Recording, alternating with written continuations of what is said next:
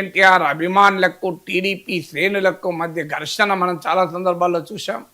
ఈ పంచాయతీ ఆల్రెడీ నడుస్తోంది. ఒక ప్లేన్లో జూనియర్ ఎన్టీఆర్తో అమిత్ షా కలవడము మర్చిపోలేదు. బీజేపీ ఆప్షన్స్ ఎలా ఓపెన్ పెట్టుకుంటాయనే దానికి ఇది ఒక ఉదాహరణ. సో ఇవన్నీ జరుగుతున్న సమయం ఇది ఒకటి.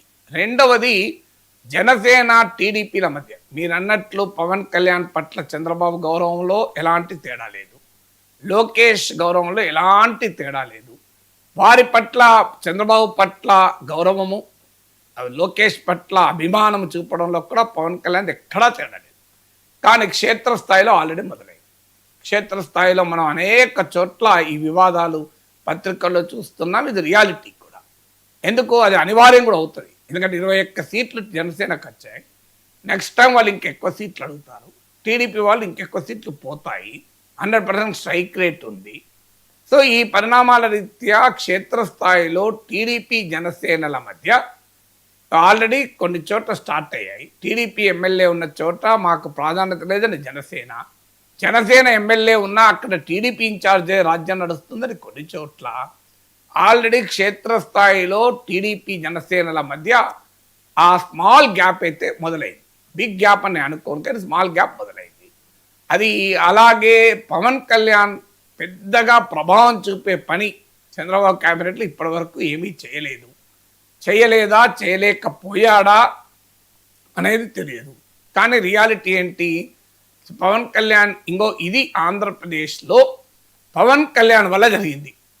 పవన్ కళ్యాణ్ ఒత్తిడి వల్ల జరిగింది. ఆయన శాఖలోనైనా గ్రామీణాభివృద్ధి, మంచినీటి సరఫరాలోనైనా ఈ విప్లవాత్మకమైన మార్పుకు పవన్ కళ్యాణ్ శ్రీకారం చుట్టాడు అన్నదైతే ఎక్కడా రావడం లేదు.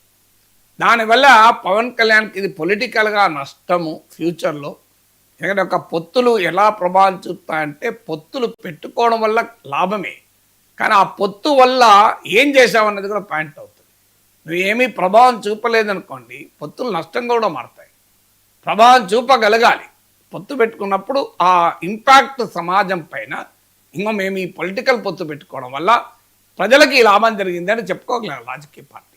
చెప్పుకోలేకపోతే నష్టం కూడా జరుగుతుంది. అందువల్ల ఇవన్నీ కూడా క్షేత్రస్థాయిలో జన సైనికుల్లో ఉన్న భావాలు. ఇవి మనందరికీ తెలుసు, రాజకీయాల్లో కాస్తంత అనుభవం ఉన్న వ్యక్తులకు కూడా తెలుసు.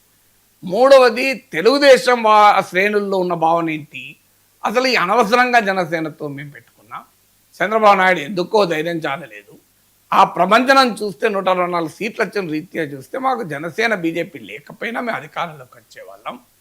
ఇప్పుడు అనవసరంగా పవన్ కళ్యాణ్కి ఇంత గౌరవం ఇవ్వాల్సి వస్తుంది మా నాయకులు అనే భావన క్షేత్రస్థాయి తెలుగుదేశం కార్యకర్తలు స్పష్టంగా ఉంది. ఎందుకంటే వాళ్ళ కష్టం, మా కష్టార్జితం వల్ల గెలిచారు, మేము ఖర్చు పెట్టుకోవడం వల్ల గెలిచారు, మేమంతా భారం మోసి వాళ్ళని ఎమ్మెల్యేలుగా కూర్చుండబెట్టాం అనేటువంటి అభిప్రాయం చాలామందిలో ఉంది. ఎందుకంటే కొన్ని సీట్లలో తెలుగుదేశం ఎమ్మెల్యేలు తమ పదవులు కోల్పోయారు జనసేన వల్ల. సహజంగానే ఆ ప్రాబ్లం కూడా ఉంది. తెలుగుదేశం శ్రేణుల్లోనే ఈ అసహనం ఉంది. అనవసరంగా పొత్తు పెట్టుకుండకపోతే ఏకపక్షంగా మనమే ఉండేవాళ్ళం కదా అని. కానీ అది ప్రాక్టికల్గా చంద్రబాబు నాయుడు అన్నట్లు పవన్ కళ్యాణ్ తీసుకున్న స్టాండ్ వల్ల కూడా విజయానికి కారణం ఇది మూడవది. నాలుగవది, తెలుగుదేశం పట్ల అసంతృప్తి పెరుగుతున్న సందర్భం ఇది. అఫ్కోర్స్ జగన్మోహన్ రెడ్డి అనుకుంటున్నట్లు ఇదొక పెద్ద మహా తుఫాన్గా మారి వెంటనే చంద్రబాబు నాయుడు గద్దదించి జగన్ను సీట్లో కూర్చొని పెడతా అనుకోవడం నిజం కాదు. ఈవెన్ టుడే ఎన్నిక జరిగితే కూటమే గెలుస్తుంది. కానీ డెఫినెట్గా అసంతృప్తి మొదలైంది. ఈ అసంతృప్తి మొదలైన క్రమంలో ఏ చిన్న అంశం కూడా అసంతృప్తి పెంచుతుంది.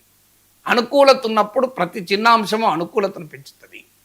అనుకూలత లేనప్పుడు ఏ చిన్న అంశమైనా, ప్రతికూలత ఉన్నప్పుడు చిన్న అంశం ప్రతికూలతను కూడా పెంచుతుంది. That is the law of physics. So అందువల్ల ఆల్రెడీ తెలుగుదేశం పార్టీకి ఈ ప్రాబ్లం నాలుగోది. అందువల్ల ఇన్ని అంశాలు ఉండగా ఇప్పుడు మళ్ళీ కొత్తగా బాలకృష్ణ చేసిన తంట. సో బాలకృష్ణ తంటాలు ఏ రాజకీయపరమైన అంశం లేదు. అది తెలుగుదేశం పార్టీ ఆదేశంతో, చంద్రబాబు నాయుడు ఆదేశంతో చేసింది కాదు. సాక్షి మనం నమ్మించాలని చూడొచ్చు, కానీ అది నిజం కాదు. నందమూరి బాలకృష్ణ నోటి దురుస్తు వల్ల జరిగింది. కానీ చంద్రబాబు నాయుడు నిస్సహాయత అనేది ఇక్కడ క్వశ్చనబుల్ అవుతుంది. ఎందుకు చంద్రబాబు నాయుడు బాలకృష్ణను వారించలేడు? ఆ నిస్సహాయత ఏమవుతుంది అంటే, ఎక్కడో చోట మరి దీన్ని బాలకృష్ణ ఈ వ్యాఖ్యలు చేయడంలో వెనకాల ఎవరన్నా ఉన్నారా అనే ప్రశ్న రాకపోతుంది. ఎందుకంటే చిరంజీవి గట్టిగా రియాక్ట్ అయిన తీరు చూస్తే ఆయన ఎంత హర్ట్ అయ్యాడో మనకు అర్థమవుతుంది. ఆ లెటర్లో ఉన్న ప్రతి అక్షరము ఆయన అంతరాల నుంచి వచ్చింది క్లియర్గా కనబడుతుంది. గాయం తీవ్రత కూడా కనబడుతుంది. ఆయన ఇప్పుడు విదేశాల్లో నుండి బయటకు వచ్చాక ఆయనను మాట్లాడించమని మన వాళ్ళు బొట్టాలు పెట్టకపోరు. ఆయన మాట్లాడక తప్పని పరిస్థితి వస్తుంది. అంటే ఈ వివాదము ఇకతో ముగియదు, ఇంకా నడుస్తుంది. చూద్దాం మరి. ఎందుకంటే తెలుగుదేశం పార్టీకి ఇన్ని రకాలుగా నష్టదాయకంగా ఉన్నా ఇది అతి సులభంగా దీని నుంచి బయటపడవచ్చు.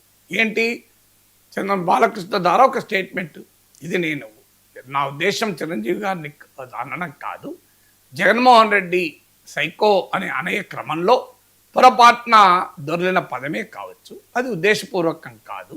చిరంజీవి పట్ల మాకు అపారమైన గౌరవం ఉంది. ఒక తోటి సినీ నటుడుగానే కాదు, రాజకీయ వేత్తగా కూడా ఆయన పట్ల మాకు గౌరవం ఉంది. చిరంజీవి నాకెప్పుడు సోదర సమానుడు.